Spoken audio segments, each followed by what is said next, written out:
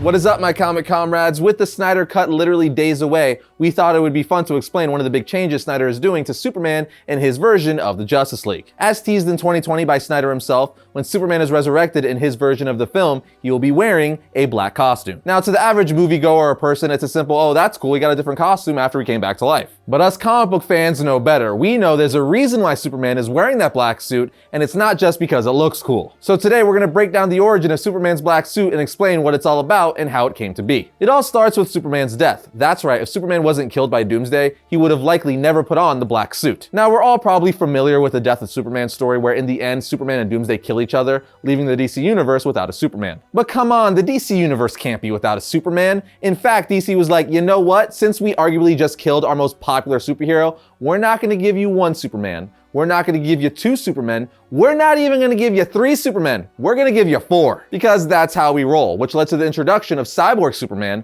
a new Superboy, Steel, and Eradicator. These four new Supermen would subsequently battle and compete for the role of the Superman in Metropolis for a little while. And even as cool as these four new Supermen were, it was only a matter of time before they had to bring back the good old Clark Kent Superman. Because no matter how many alternate versions of Superman you create, let's face it, Clark will always be the Superman. It's kind of like Miles Morales, right? He's a fantastic Spider-Man. He's actually one of my favorite comic book characters, like straight up. Heck, Miles is even my Puerto Rican homie because I'm 100% Puerto Rican. But with that said, Peter Parker will always be the Spider-Man. Sure, Parker may not be everyone's favorite Spider-Man, and that's 100% okay, but without Peter Parker, none of these other Spider-Men would exist. And same goes for Clark Kent Superman. They're called legacy characters for a reason. You always have to respect the original character all these other versions are based on, because without that original or legacy version of a character, you could not have a different Superman, Batman, Spider-Man, and so on and so forth. But I digress. Point is, Clark Kent Superman had to come back, and DC knew it, and he eventually made his faithful return in Action Comics 689 during the Reign of Superman event, which was a story that followed these four new Supermen. In Action Comics 689, we see that Superboy and Supergirl are saving people from a collapsed bridge. Meanwhile, back in the Fortress of Solitude, we see that Kal-el units are saying that the Master's regeneration matrix is experiencing energy overload. So they want to shut down all the receptors, which they do, but one of the robots then says, the overload effect still continues. There must be a release. The other robot agrees, so they lower the matrix to release position. At which point the regeneration matrix, which looks like a giant alien egg, breaks open with Superman emerging in a black costume nonetheless,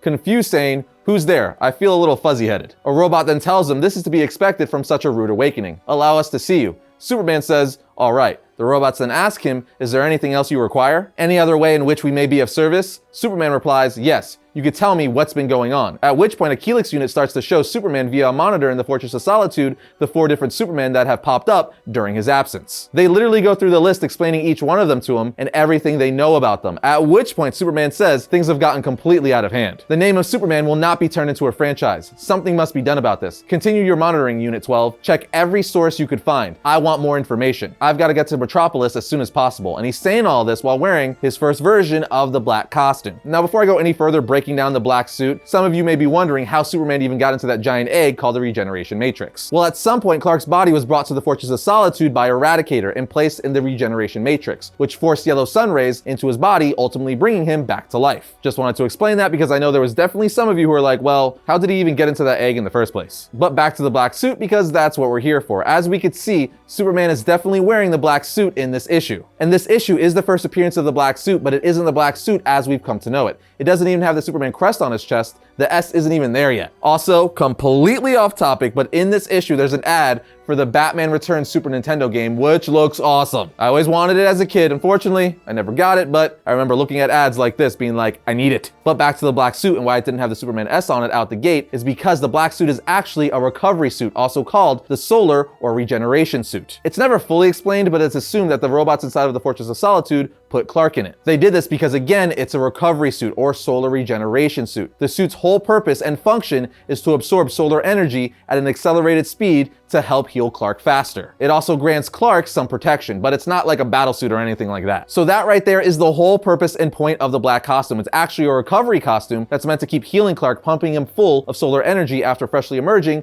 from the regeneration matrix. Now, after the costume's debut in Action Comics 689, we wouldn't see it again until Superman, the Man of Steel, issue 25. In this issue, a big old mech robot arrives on Earth and starts stampeding towards Metropolis, at which point Steel, Superboy, and Supergirl are like, yeah, we can't let that happen. We have to start attacking this robot. Towards the very end of the issue, Steel is able to hit the robot so hard with his hammer, he put it out of commission. Thinking the robot has been defeated, heroes start gathering around it. But all of a sudden, the robot starts birthing something. I'm not even being facetious here. Straight up, a humanoid figure starts coming out of its crotch with all kinds of fluid and everything. Anyway, on the final page of the issue, it's revealed the person the robot gave birth to is none other than Mullet Superman wearing his black costume with Superman S and all. We learned that the mech he was in was a Kryptonian battlesuit. At this point in Superman 81, he teams up with Supergirl, Steel, and Superboy after finding out that Cyborg, Superman, and Mongol are working together to destroy Metropolis. So of course he's gonna stop them all while wearing his new fancy capeless black duds. But there you have it, friends, an explanation of how the black suit came to be and what it really is, which is a recovery suit, which he later slightly modified, putting a Superman S on it so he could go out and save Metropolis as he always does. So brief recap, it all started in Action Comics 689 with the black suit's first appearance. We then see it again in the Man of Steel issue 25 where we get a cameo appearance of the black suit with the silver Superman logo on it, before ultimately seeing it in all of its glory throughout the entire issue of Superman issue 81. But now the only question is, what is Zack Snyder's reasoning going to be for Superman donning the black suit? Is it going to be something as simple as he just came back to life, so now he's wearing all black as symbolism?